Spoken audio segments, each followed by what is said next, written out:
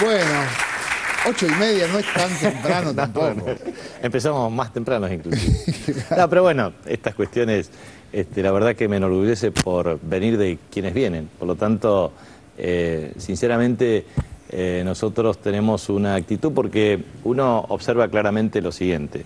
En la República Argentina, medios hegemónicos, actores políticos, económicos, sociales y sindicales, en definitiva, quieren que uno diga lo que ellos quieren que uno diga. Y lo más importante es que nosotros tenemos convicción, lealtad a la conducción política de la presidenta y estamos convencidos de que Argentina marca un rumbo y un sendero precisamente para defender los intereses nacionales y de la patria. Usted se imagina que yo siempre hago esta evaluación. En la campaña contra los realistas en el año, en la Revolución de Mayo, en el periodo de la Independencia, estoy absolutamente convencido de que todos los que hablaron estarían de mano de los realistas, digamos, del lado de los realistas. Eso no me cabe la menor duda. Entonces, en definitiva, creo que lo más importante es tener la convicción y aceptar el disenso en democracia. Nosotros dijimos, y lo repetimos insistentemente, la Presidenta de la Nación, cuando me convocó para el ejercicio de esta responsabilidad, lo hizo básicamente con una agenda mediática diaria y permanente, porque siempre decían que el gobierno no hablaba. Sí. Ahora nos critican porque hablamos. Sí, que hablamos mucho. Cuando hablamos mucho, porque hablamos mucho. Cuando hablamos poco, porque hablamos poco. Cuando hablamos en lenguaje sencillo, porque hablamos en lenguaje sencillo. Cuando hablamos en lenguaje más técnico, porque hablamos en lenguaje técnico. Entonces, no hay nada que les venga bien. Son muchos errores también. Sí. Entonces, la verdad es que creo que lo más importante es que el pueblo argentino sabe una cuestión, puede diferenciar claramente lo siguiente. ¿De qué lado estamos nosotros y de qué lado están los que nos critican? Sí. Esa es una clara diferenciación. La segunda cuestión es que la oposición política pretende que la presidenta Cristina Fernández de Kirchner haga lo que ellos quieren que haga. Pero para eso hay un problema esencial, que tiene que ganar elecciones. Y esta presidenta ha ganado con casi el 55% de los votos en el mes de octubre del año 2011. En función de eso, ha habido ataques especulativos, que se llevaron 62.000 millones de dólares de fuga de capitales. Con eso siempre han atacado, porque hay algo que no se perdona nunca. No perdonan los especuladores de siempre, no perdonan aquellos quienes efectivamente han tenido que resignar parte de sus utilidades extraordinarias, que eran los bonistas que extorsionaban permanentemente. No es casualidad que aquellos quienes se vieron plenamente afectados por la estatización de los fondos previsionales, para que vuelva naturalmente a servir al pueblo argentino, porque lo que nadie dice... Hay resentimiento, dice usted. No, claramente que hay un resentimiento, pero aparte de una cuestión muy elemental. El Fondo de Garantía de Sustentabilidad de ANSES creció casi 5 veces desde que está siendo administrado por el Estado. Y antes servía sola, pura y exclusivamente a esos grupos económicos. En consecuencia, son muchas cuestiones. El ahorro entre 75 y 81.000 millones de dólares para los bonistas de deuda argentina. No incurrir en financiamiento caro en el exterior cuando la presión es permanente. Claro.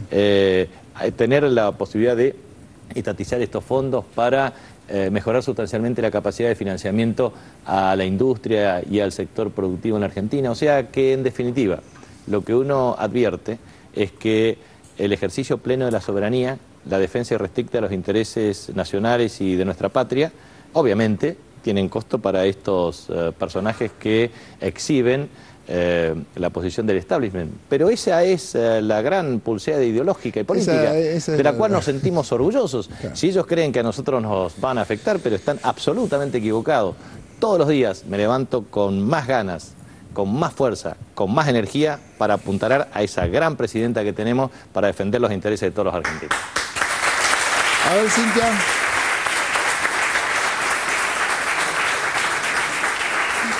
Dante también quiere preguntar. Sí, aprovecho.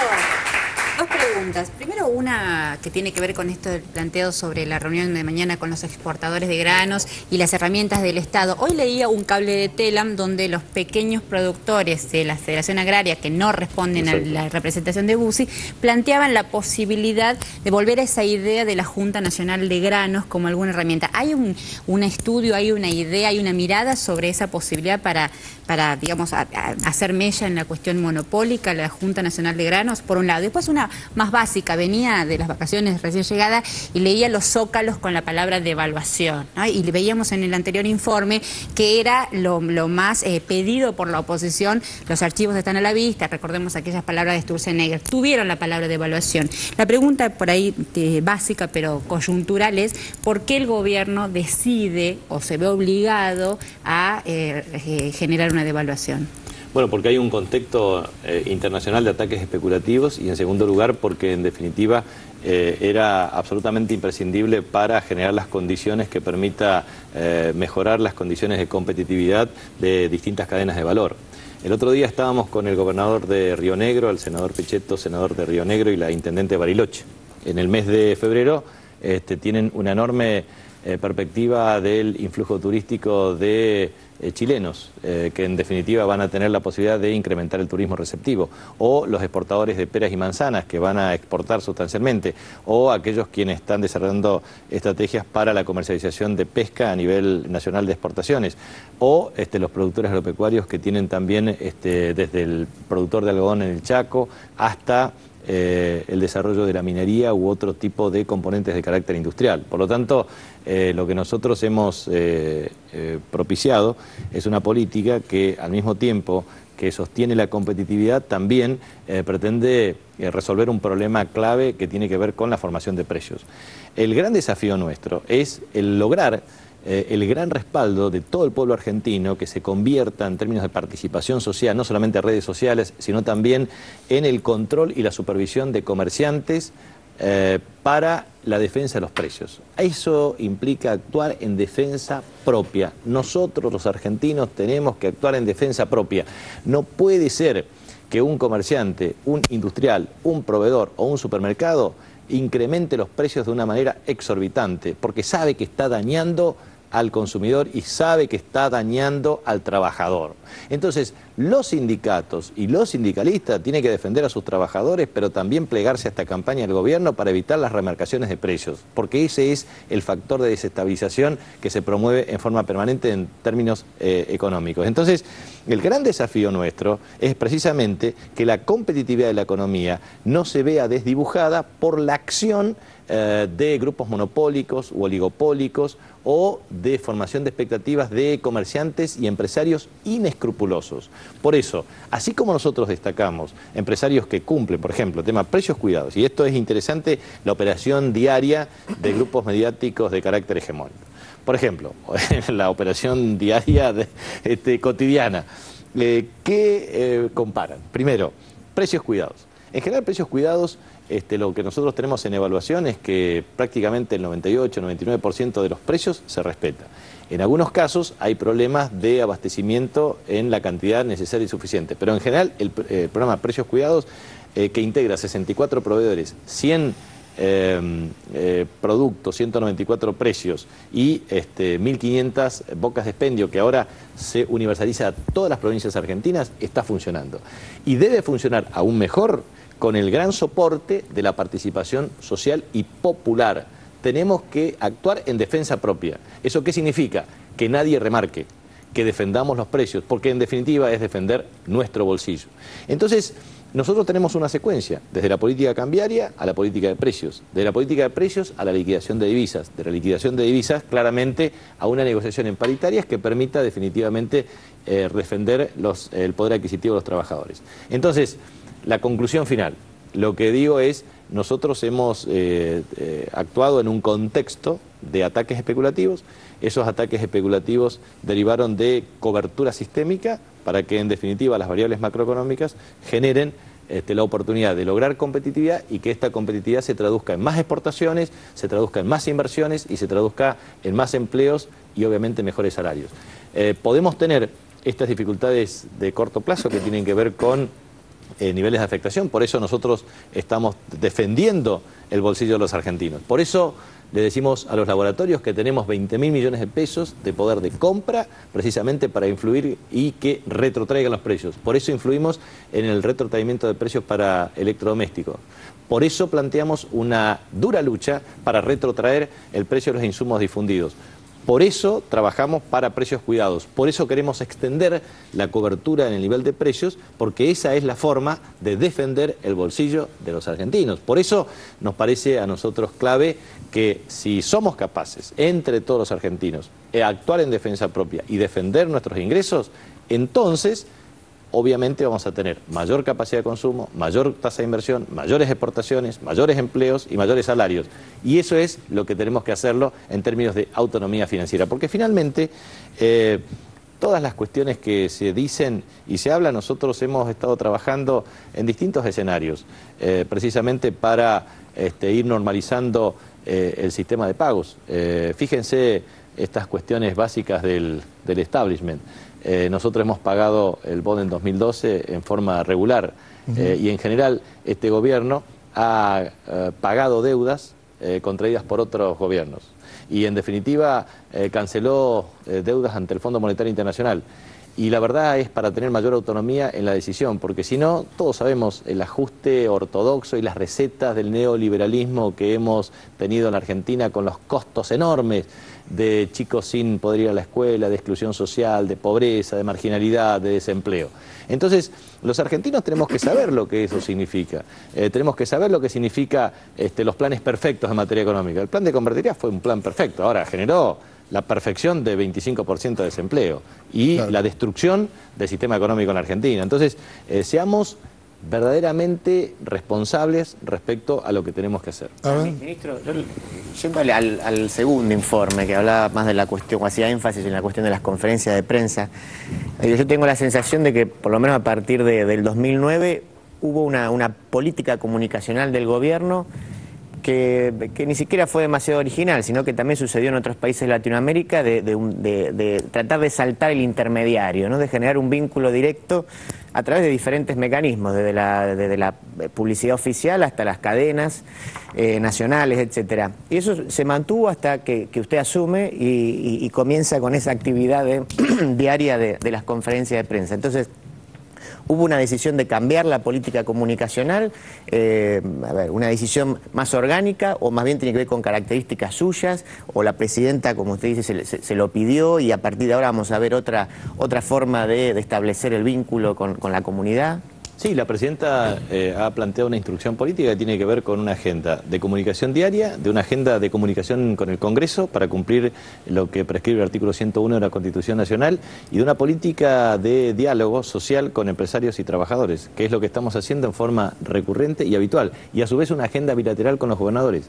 Mire, yo les puedo asegurar que esta agenda se está cumpliendo regularmente, con metas, por supuesto. Siempre la ironía de los grupos opositores. Y siempre habla mucho o poco, claro, no, nunca 204, no, digo, 204 objetivos, 274 metas de gestión que cumplimos rigurosamente. Para ello eso no sirve para nada, pero eso no importa, porque en definitiva uno sabe lo que tiene que hacer. Y la verdad es que a mí me gusta referirme a muchos de los economistas que hablan, que son los agentes encubiertos de los empresarios que no quieren hablar. Y en definitiva en este oficio nos conocemos todos. Y entonces sabemos quién es quién y a quiénes representan. Entonces, lo que les quiero transmitir es lo siguiente: es ¿por qué esos economistas no se presentan a elecciones? Porque cuando se presentan a elecciones nos sacan un voto. Entonces, yo hablo con autoridad moral, porque fui electo en representación de mi pueblo por el 67% en reelección y por el 60,7% en la última elección, la mejor elección para la categoría de senador nacional. Entonces yo tengo autoridad moral. La autoridad moral que emerge del voto popular en las urnas. Y la verdad es que es muy importante destacar que todos estos personajes, todo el tiempo, vuelvo a insistir, qué rara casualidad, que forman parte de la mesa de economistas de uno de los candidatos del establishment para la presidencia de la Nación, que se llama Sergio Massa. Qué casualidad. Y a su vez otros, que tampoco son demasiado vivos, que son parte de nuestra interna también, que se expresan de otra manera. Pero de esto es otro capítulo, digamos. Lo que me parece que es importante es pensar cómo ellos pretenden instalar este debate. Entonces, dicen, se afecta la gobernabilidad. Yo lo que les planteo es lo siguiente. La Presidenta de la Nación casi obtuvo un 55% de los votos en octubre del año 2011. Pero a su vez, nosotros tenemos mayoría en el Congreso de la Nación. La elección del 27 de octubre del año 2013 determinó claramente 34% para esta fuerza política. Ese 34% implicó un aumento en el número de los diputados y también de los senadores. En consecuencia, hay mayoría en el Congreso, legitimidad de origen en la Presidenta de la Nación, 17 gobernadores que son propios y aliados, y a su vez mayoría de intendentes y de legislaturas provinciales y de consejos deliberantes. O sea, un poder político que reconoce el liderazgo excluyente de nuestra presidenta Cristina Fernández de Kirchner. Kirchner. Capaz que es mucho también eso. Bueno, precisamente, no es el a número ver, justo. vamos a plantear escenarios alternativos a este espacio político. Es bueno hacer un análisis político respecto a las alternativas del espacio. Muy bien, el resto de los candidatos o emergentes de la oposición, en definitiva, tienen base territorial prácticamente inexistente. Segundo, tienen los miembros de sus respectivos equipos económicos reconocidos agentes encubiertos del establishment. Tercero, tienen en definitiva incapacidad manifiesta para gobernar porque lo han demostrado a través de la historia. En definitiva, lo que quiero transmitir es que el pueblo argentino sabe quién es capaz de defender sus intereses. Y nosotros lo hemos demostrado. A ver, Moca, ¿qué dice? Sí, yo quería hacer una pregunta basada en una cosa que por lo menos a mí me consta, tengo evidencias. La presión del establishment ha provocado y ha conseguido determinados resultados en materia del estado de ánimo de la gente, sobre todo cuando uno va al supermercado, cuando uno conversa sobre los precios, porque además eso tiene una larga tradición en la Argentina de que a través del mercado, de la especulación financiera y de la inestabilidad económica se crean condiciones para cambios de orden político. La pregunta que circula en las mesas, en un bar, hay gente que dice, me dijeron que el dólar va a estar a 17 pesos en abril.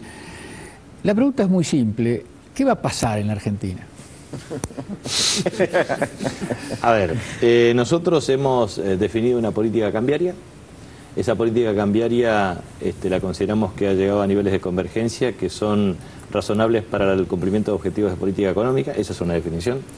La segunda cuestión es, hemos acompañado una política fiscal y una política monetaria tendientes a generar previsibilidad, y esa previsibilidad en general lo que pretende es, primero, preservar el empleo. Segundo, estimular exportaciones. Tercero, sustituir importaciones. Cuarto, atacar el problema de formación de precios. Ese va a ser nuestro gran desafío. Nosotros no vamos a convalidar el proceso de formación de precios urdidos por oligopolios y monopolios que pretenden quedarse con la apropiación de los excedentes de la cadena de valor para perjudicar a los productores por una parte y a los consumidores por la otra.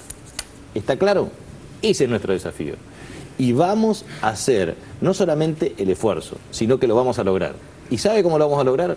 Con el apoyo y el respaldo del pueblo argentino, que sabe que nosotros solamente defendemos un solo interés, el del pueblo argentino. Vamos al próximo informe que tiene que ver con 678, que viene realizando un relevamiento de precios, cuidando. A ver, ¿lo vemos?